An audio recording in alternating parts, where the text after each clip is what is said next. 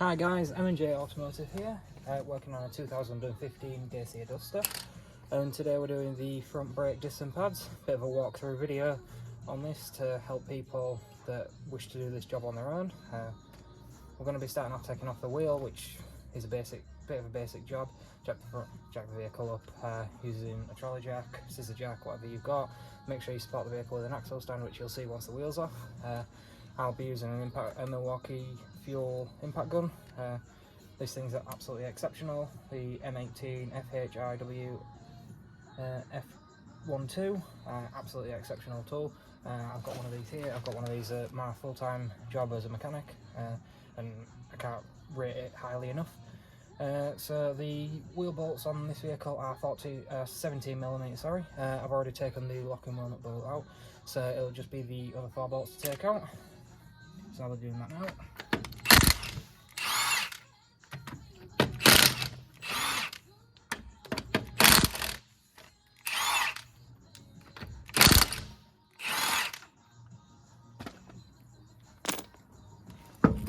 Pull the wheel off. Make sure you get that out of the way. So as you can see, axle stand underneath there. Disc and pads are now exposed. You can see the suspension strut, everything like that. Next up, what I tend to do is put the torch in a position so you've got some working light. I've got a couple of lights around so I can see what I'm doing. Next up, I'll be using little Milwaukee Fuel M12 FIW38 3/8 drive small impact gun. These things are absolutely exceptional as well. I can't rate them highly enough. I've got one here, I've got one at my full-time job, and they do everything I've asked of them and more. And we'll be taking off the 2 bolts that hold the disc on at this point. These are Torx 40 bolts, so we shall take both of those out. 1, 2, that's the bolts out. Next, use a little pry bar to get the anti-rattle clip out, like so. There you go, that's that one out. Next, take the dust covers out to the brake slider pins, put them out of the way. And the slider pins are a 7mm Allen key, hex key, whatever you want to call it, just in the back of the caliper. Ratchet them out. For most of this job, I'll be using basic hand tools to make it so that just the average Joe can undertake this job, as long as you're working in a safe manner and making sure everything is correctly, properly tight when you're putting it back together, so you're not taking any shortcuts or anything like that. I do this job every day of the week, 5 to 6 days of the week, working on a massive range of vehicles, so I've got a fair bit of experience to know exactly how tight everything needs to be. So if you struggle, I would advise finding out what the torque settings are, getting torque range, so you know exactly how tight everything needs to be.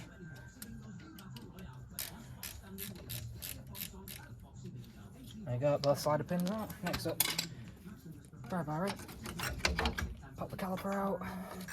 They usually tend to stick if the brakes are quite warm, because then they'll lift the corrosion lip on the back, usually holds them in. That's it, pop the pad out of the caliper, push the caliper out the way for now. Front pad out as well, sometimes takes a bit of wiggling, so that's that one. Next up, we'll do the caliper carrier, which are there. The bolts on the back are 18mm. I'd advise having quite a long 1/2 inch drive ratchet for this, because it does tend to be quite tight, as you can see.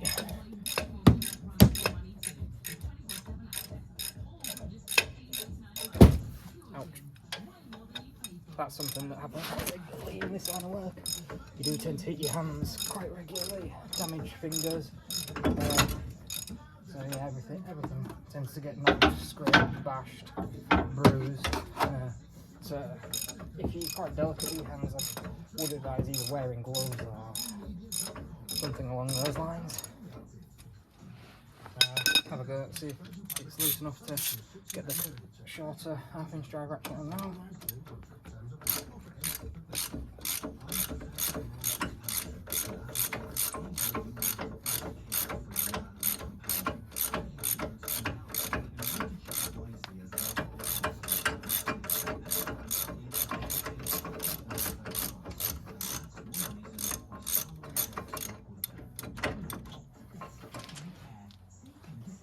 these ratchets I'm using are only cheap ones. The shorter 1/2-inch drivers from Halford's Advanced Socket Set, the 200-piece one, so only a cheap one.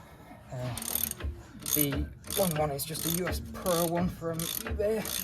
Again, that was a day-to-day used ratchet until I upgraded it and got a Mac Tools one, which for what I was doing at the time was the smarter choice because of the lifetime guarantee, undoing very heavy, very tight Land Rover bolts every day of the week. There we go, so that's both 18mm bolts out. Caliper carrier off now. So that's out the way. And there we go, brake disc off.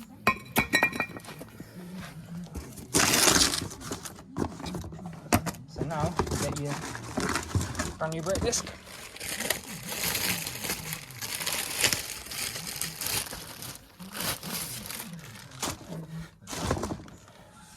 So brand new disc.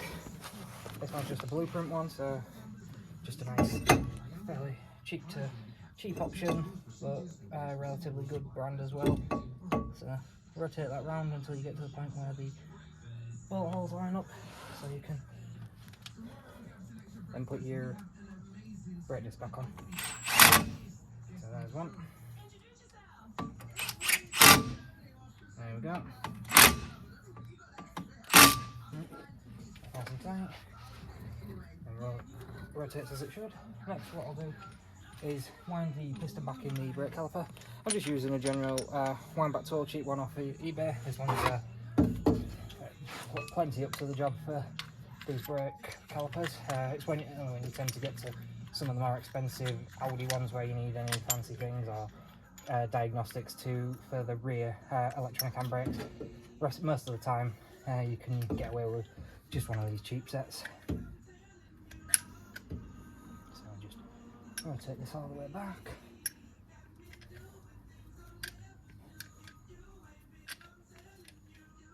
There we go. Push back as far as it needs to go.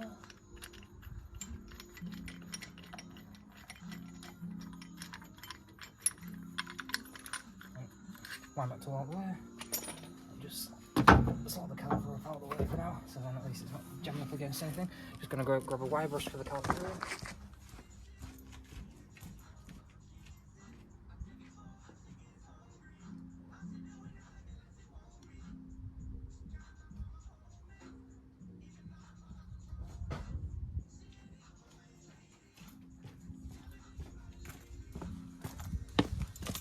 So now, wire brush, caliper carrier, positions where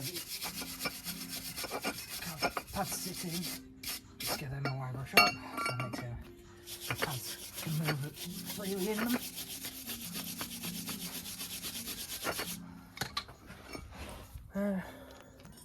Then caliper carrier, your two 18mm caliper carrier bolts.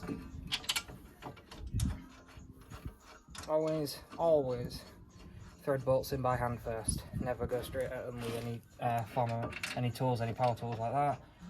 Just to make sure you actually caught the threads. Otherwise, you can strip threads, send something in cockled over, and cause yourself a world of hurt. And it really can.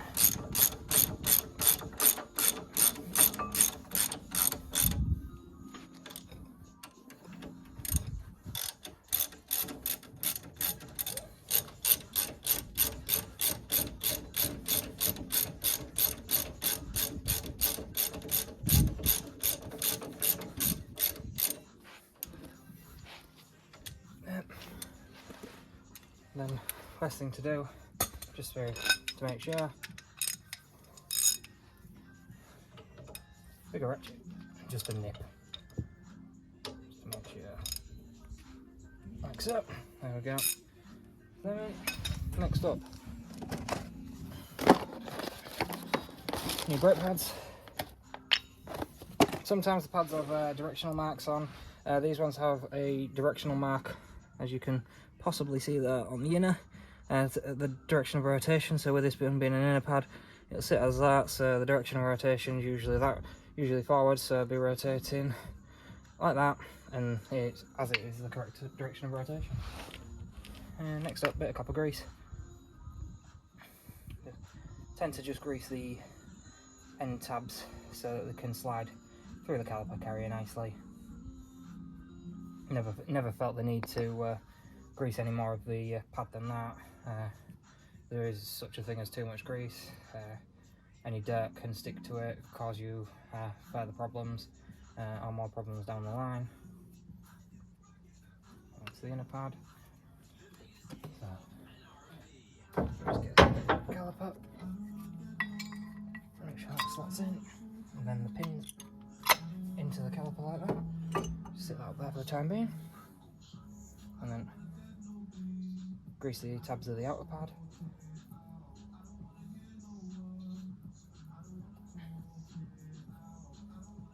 I'm by no means an artist with this, just as long as there's a decent coating of grease on it. I'm using copper grease here, just so that at least it's got enough on so then it can slide nicely on the caliper carrier.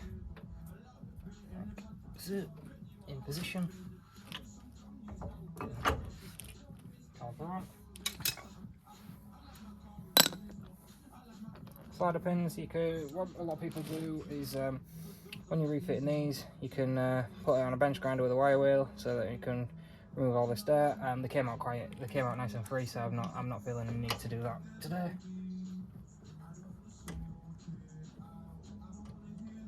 So then again, put them in by hand.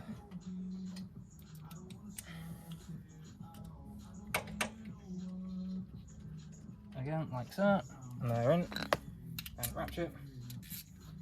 Set to tightening, and then there we go.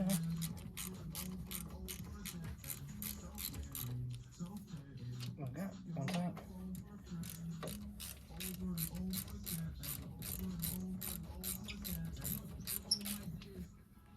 Too tight. Dust covers, one slotted on, two slotted on, and then a bit of copper grease on these, because these can seize into the caliper and be a bit of a pain to get out. Like you can either end up snapping them off, and then they get stuck in the caliper, and then you've got to either drill them out, punch them out, and it makes it a bit of a faff around. Speaking from experience, some that I've had to deal with previously. So, push that in.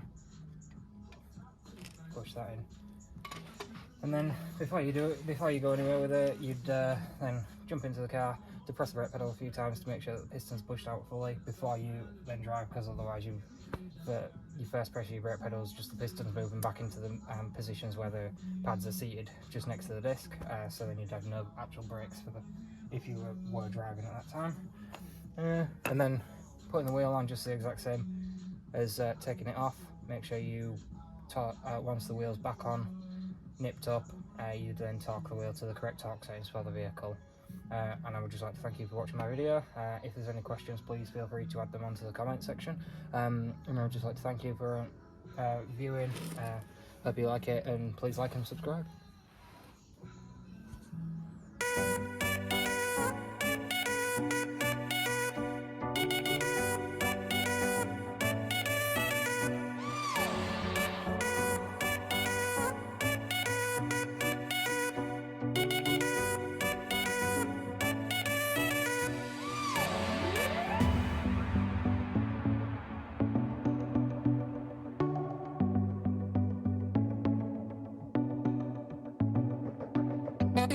People, instincts